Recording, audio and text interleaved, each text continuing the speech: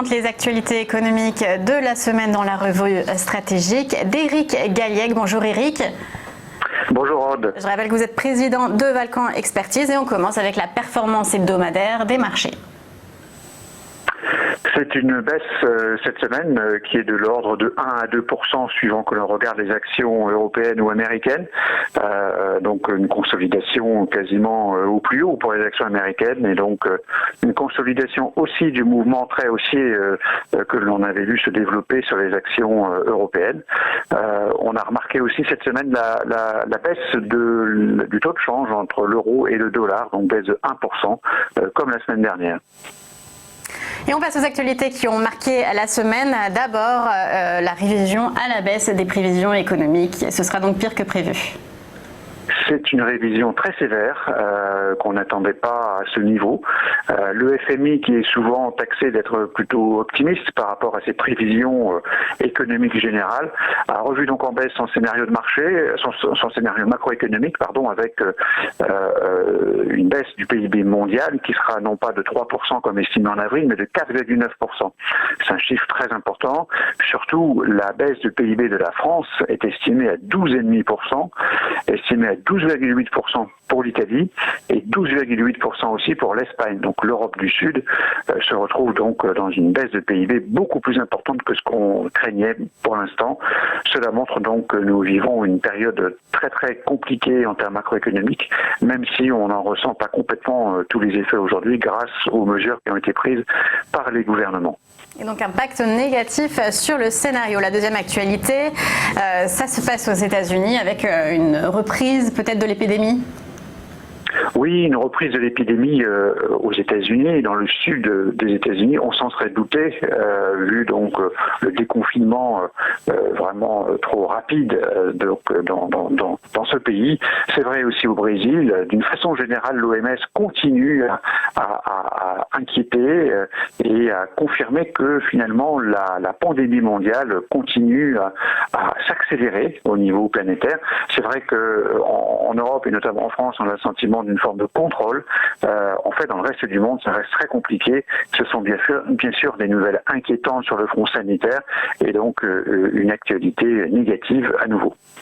Impact négatif. Donc, troisième actualité, ça se passe en France avec une reprise de l'activité meilleure que prévu grâce aux... Enfin, c'est ce que nous disent les indicateurs market. PMI, pardon. Exactement. C'est la bonne surprise de la semaine, et il en fallait quand même une. Donc c'est les indices PMI flash qui sont publiés donc par la société Markit, qui semblent confirmer donc que l'économie française est bien sûr en reprise. Lorsqu'on rouvre l'économie, il y a un phénomène de reprise économique. Bien sûr, simplement les indices Markit industriels et services en France sont repassés au-dessus de 50, ce qui est bien plus important que ce qui était anticipé par les économistes, puisque donc par exemple l'indice industriel Flash France donc a atteint 52,1 alors que les économistes attendaient 46,1 et on est passé à 50,3 pour l'indice des services alors que les économistes attendaient 45 seulement. Donc ce qui est intéressant, c'est le phénomène que finalement la réalité est supérieure aux anticipations. En ce sens, c'est une bonne nouvelle pour le scénario de marché en France, bien sûr, dans la mesure où, naturellement, on suit de très près la réouverture de l'économie française et donc le retour à la normale de ce point de vue-là. Et on finit avec un scandale, un doublé d'une faillite sur le DAX allemand. Alors le scandale Wirecard, je pense, aura des conséquences bien plus importantes que ce qu'on a pu voir pour l'instant. Wirecard, c'est une entreprise allemande donc qui, il n'y a pas très longtemps, correspondait aux plus grandes transactions sur Xetra. Donc c'est vraiment une société membre du DAX qui, en fait, fait faillite, tout simplement. Elle fait faillite sur des falsifications comptables, sur probablement une escroquerie à très grande échelle. c'est quelque chose de stupéfiant, d'absolument incroyable, et qui avait été finalement décelé depuis plus d'1 an par le Financial Times.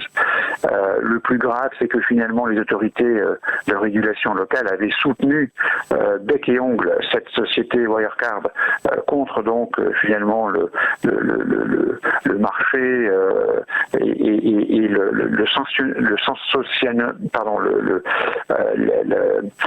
le Financial Times d'une façon générale.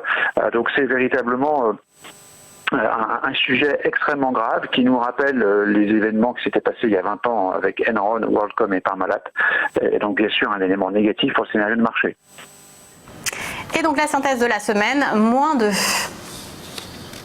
-2, donc plutôt, je dirais, négatif sur le front économique. 2 mauvaises nouvelles économiques, donc le FMI qui révise en forte baisse ses prévisions, les nouvelles inquiétantes sur le front sanitaire aux États-Unis, tout ceci étant en partie compensé par la bonne surprise des PMI français.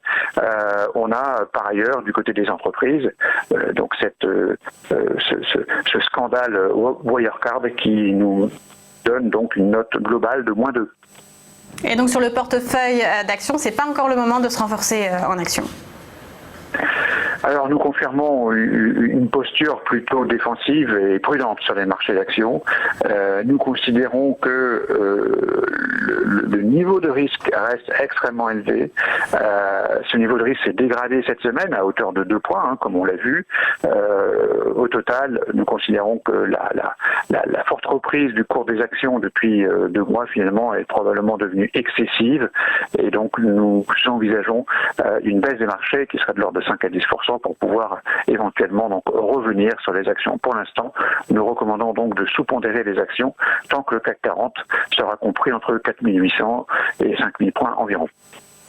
Merci pour cette analyse, Éric Gallec. Je rappelle que vous êtes président de Valcamp Expertise.